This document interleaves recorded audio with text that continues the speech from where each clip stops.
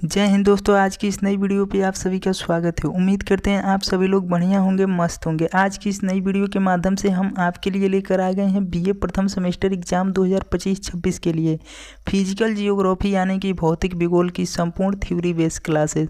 Class का नाम रहने वाली है दर्शन सीरीज, जो कि इसमें हम पढ़ेंगे यूनिट नंबर 2। यूनिट नंबर 2 का कुछ पार्ट हम इसके अगले वीडियो में पढ़ चुके हैं और ये इसका दूसरा वीडियो है। तो इसके पिछले वीडियो की प्लेलिस्ट बना हुआ है, उसमें आप इसके पहले पार्ट को जाकर देख सकते हैं। पहले पार्ट में हम अंतर्जात और बहिर्जात बल क्या होता है, फोल्डिंग और फाल्टिंग, भूकंप और ज्वालामुखी के प्रकार, चट्टान के प्रकार और गठन और अनाच्छादन, यहाँ तक हम पहले वीडियो में पढ़ चुके हैं। आज की इस नई वीडियो में हम पढ़ेंगे भू आकृति। भू आकृति क्या होती है, प्रक्रियाएं उसके, और भू आकृति नदियाँ कैसी बनती है और किस प्रकार से वह नदियाँ बहती है। हिमनद, इवोलियन और तटी और कास्ट क्षेत्र के बारे में आज की इस वीडियो में हम पढ़ने वाले हैं। तो चलिए वीडियो को शुरू करते हैं। तो मेरे प्यारे दोस्त, सबसे पहले हम बात करेंगे भू आकृतियाँ यानी कि लैंड फॉर्म्स क्या होती है। सबसे पहले इसकी परिभाषा की बात करते हैं, डिफिनेशन। तो इसकी डिफिनेशन की हम बात करें तो पृथ्वी की सतह पर बनने वाली विभिन्न आकार प्रकार के स्थल रूप, जैसे कि पर्वत, घाटी, मैदान, पठार, टीले आदि को भू आकृतियाँ यानी लैंड्स फॉर्म कहते हैं। जैसे कि पृथ्वी की सतह पर कई प्रकार से स्थल स्वरूप है पृथ्वी की, कहीं ऊंचे हैं तो कहीं खाई है। जैसे कि पर्वत हो गया, घाटी हो गया, मैदान हो गया, पठार, टीले आदि को भू आकृतियाँ कहते हैं। इन भू आकृतियों का निर्माण दो प्रकार की प्रक्रियाओं से होता है। भू आकृतियों का निर्माण कितने प्रकार की प्रक्रियाओं से होता है, तो आप बताएंगे दो प्रकार की प्रक्रियाएं होती है। कौन सी प्रक्रिया होती है? जैसे कि पहला है अंतर्जातीय बल। अंतर्जातीय बल के बारे में विस्तार से हम पिछले वीडियो में पढ़ चुके हैं। अंतर्जातीय बल जैसे कि इससे होता है कि पर्वत बनता है, भ्रंश, घाटियाँ आदि का निर्माण होता है। और दूसरा है बहिर्जातीय बल। बहिर्जातीय बल से क्या होता है, नदियाँ बनता है, हिमनद और वायु आदि इससे बनता है। इसके वजह से भू आकृतियाँ बनती है। यहाँ हम बहिर्जात बलों द्वारा निर्मित तीन प्रमुख भू आकृतियों का अध्ययन करेंगे।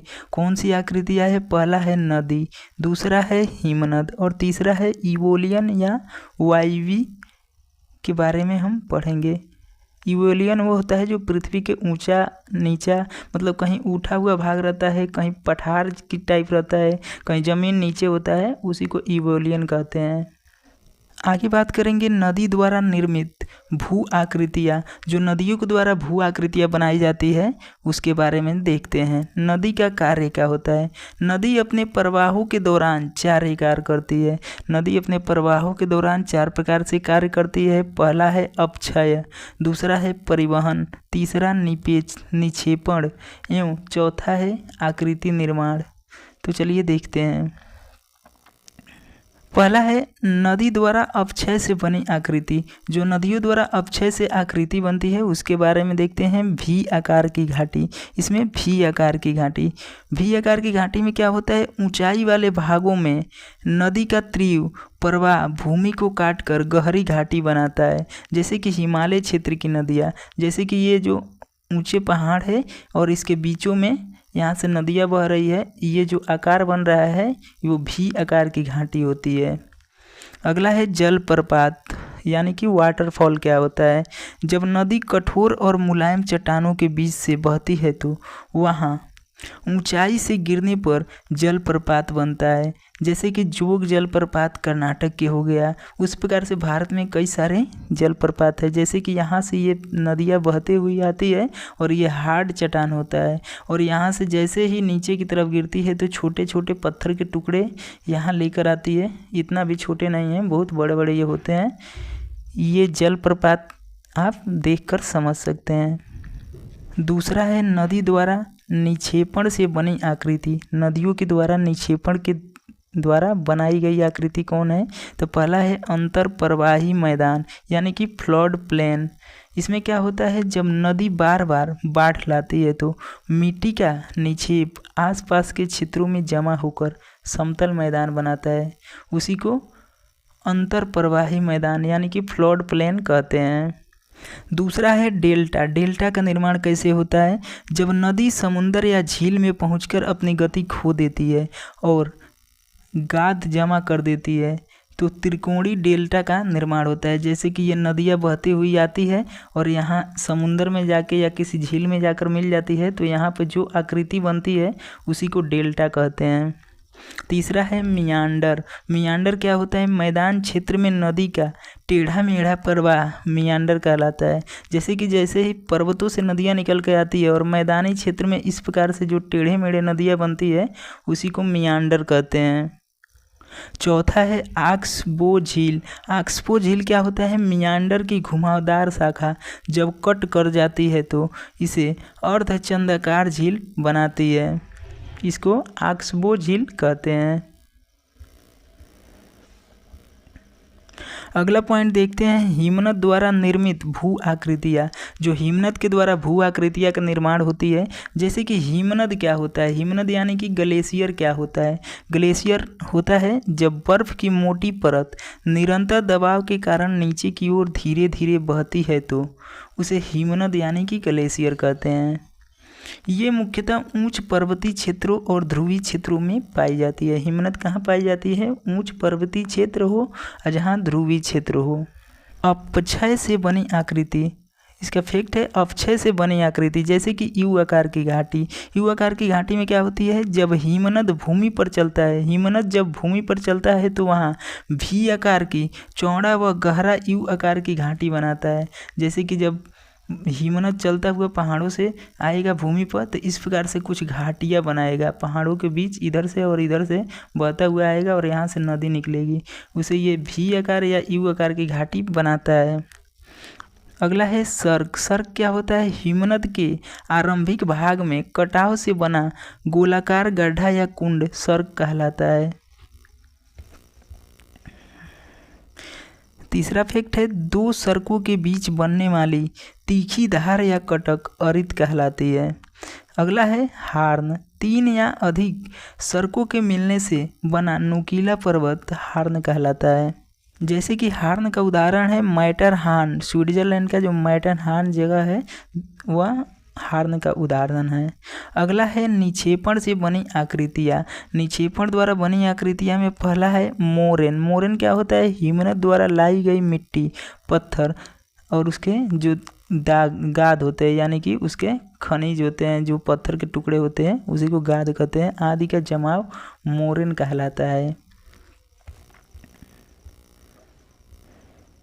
अगला है एस्कर। एस्कर क्या होता है? हिमनद के नीचे बहने वाले जल से बना लंबा संकड़ा टीला एस्कर होता है।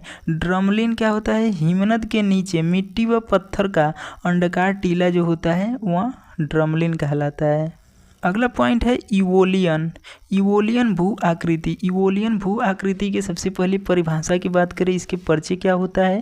तो शुष्क और अर्ध शुष्क क्षेत्रों में मरुस्थल में हवा द्वारा अपक्षय, परिवहन और निक्षेपण से जो भू आकृतियाँ बनती है उन्हें इवोलियन या भू आकृति कहते हैं। इवोलियन भू आकृति कहते हैं।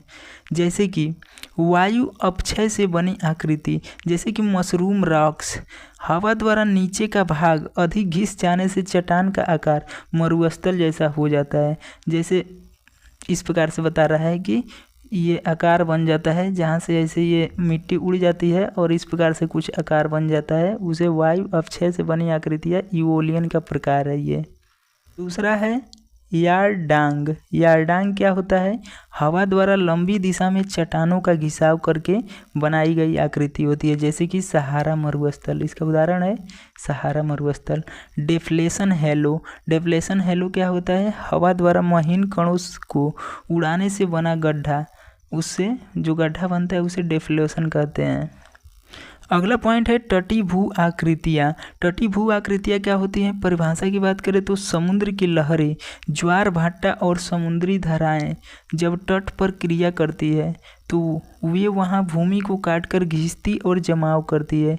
इन्हीं प्रक्रियाओं से बनने वाले अष्टल तटी भू आकृतियाँ कहलाते हैं। तटी भू आकृतियाँ जो समुद्र का इसका कार्य होता है, अपक्षय करता है, परिवहन करता है और साधन करता है। समुद्री अपक्षय से बनी आकृतियाँ, समुद्री अपक्षय से बनी आकृतियाँ कौन कौन सी है? तो पहला इसमें देखेंगे समुद्री चट्टान, यानी समुद्री चट्टान क्या होता है? जब समुद्र की लहरें तट की चट्टानों को बार बार काटती है तो सीधी खड़ी दीवार जैसी आकृति बन जाती है। जैसे कि यहाँ समुंदर है और ये समुद्र की लहरें जो ये साइड की दीवार है तो इसको काटती है, तो इधर से ये ऐसे यहाँ से बन जाता है। उदाहरण के मुंबई का मरीन ड्राइव के पास की चट्टानी तट। दूसरा है कटान मंच। कटान मंच क्या होता है? लहरों द्वारा काटे गए चट्टान के आधार पर एक समतल सतह बन जाती है। अगला है समुद्री गुफा। समुद्री गुफा लहरों के दबाव से चट्टान के कमजोर भागों में गड्ढे बनकर गुफाएं बन जाती है। अगला है समुद्री मेहराब। समुद्री मेहराब जब दो गुफाएं आपस में मिल जाती है तो बीच में छत जैसी मेहराब बन जाती है। समुद्री निक्षेपण से बनी आकृतियाँ। समुद्री निक्षेपण से बनी आकृतियाँ कौन है? पहला है बालू के तट। लहरों द्वारा लाई गई रेत या कंकड़ तट पर जमा होकर समुद्र तट बनाती है। दूसरा है रेतीला पत्तियाँ। तट के समांतर जमा हुई रेत की लंबी पट्टी ये होती है। तीसरा है लैगून। लैगून जब रेतीली पत्ती समुद्र का एक भाग घेर लेती है तो भीतर झील जैसी आकृति बन जाती है। उदाहरण के तौर पे जैसे चिल्का झील उड़ीसा का। चौथा है स्पीट। स्पीट क्या होता है? मुहाने पर तिरछी दिशा में रेत का जमना स्पीट होता है। डेल्टा नदी और समुद्र के संगम पर गाद के निक्षेपण से बना त्रिकोणीय क्षेत्र ये डेल्टा कहलाता है। आगे देख लेते हैं भारत में प्रमुख तटीय भू आकृतियाँ। जैसे कि ये क्षेत्र हो गया और ये उदाहरण उसका, जैसे कि पश्चिमी तट। पश्चिमी तट पे भू आकृतियाँ है कोंकण तट और मालाबार तट। पूर्वी तट पे कोरोमंडल तट और सुंदरबन डेल्टा। और झील या लैगून चिल्का झील या पुलिकट झील इसके उदाहरण है। अगला पॉइंट है क्रस्ट भू आकृतियाँ। क्रस्ट भू आकृतियाँ क्या होता है? क्रस्ट भू आकृतियाँ के परिभाषा या परिचय की बात करें तो यह क्रस्ट भू आकृतियाँ चूना पत्थर, लाइम स्टोन या डोलोमाइट, जिप्सम जैसी घुलनशील चट्टानों वाले क्षेत्रों में जब वर्षा का जल और कार्बन डाइऑक्साइड मिलकर चट्टानों को घुला देता है तो बनने वाली भू आकृतियाँ क्रस्ट भू आकृतियाँ कहलाती हैं। क्रस्ट शब्द स्लोवेनिया यूरोप के क्रस्ट प्लाटेयू क्षेत्र से लिया गया है जहां ये आकृतियां सबसे पहले पाई गई। क्रस्ट शब्द को स्लोवेनिया यूरोप के क्रस्ट प्लेट्यू क्षेत्र से लिया गया है। क्रस्ट अपक्षय आकृतियाँ। क्रस्ट अपक्षय आकृतियाँ जैसे कि लेपिस चूना पत्थर की सतह पर बने अनियमित नालों या दरारों का समूह होता है। अगला है सिंक होल या डो लाइन। जब वर्षा जल सतह के नीचे और घुला देता है तो गोलाकार गड्ढा बनता है, इसे सिंक होल या डोलो लाइन कहते हैं। अगला है शैलो होल क्या होता है? जब कोई जलधारा सतह से भूमिगत हो जाती है उसे शैलो होल कहते हैं। क्रस्ट घाटी क्या होता है? कई सिंक होल मिलकर बड़ी घाटी बनाते हैं। गुफाएं क्या होती है? जल द्वारा चट्टान के नीचे परतों के घुल जाने से बनने वाली भूमिगत सुरंगें गुफाएं होती है। जैसे कि उदाहरण के तौर पे एलिफेंटा गुफा, अजंता और एलोरा की गुफा।